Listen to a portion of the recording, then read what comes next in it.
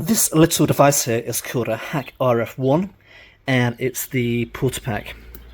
So if I boot her up, that's my welcome screensaver. So why have I got this? Well, let me explain.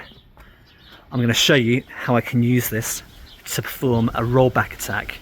So this is my Honda.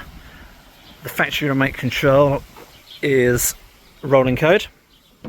Just to prove the car's locked, it's all armed. And what I've done with this device is recorded 5 consecutive unlock signals. So if I go into this, I'm going to go into the remotes which I've saved, and I'm just going to transmit those 5 signals again. Now I'm going to make this very clear, the car has already seen these codes, and in theory it should not work, but it does. So here goes, play.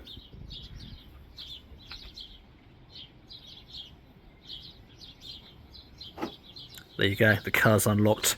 So I'm going to put this down, go up to the car, and the car's unlocked, and that's disarmed the Honda alarm as well. But you'll notice that's still flashing. So this is my Vodafone Automotive 4822 alarm, and it's in a state of high security disarm.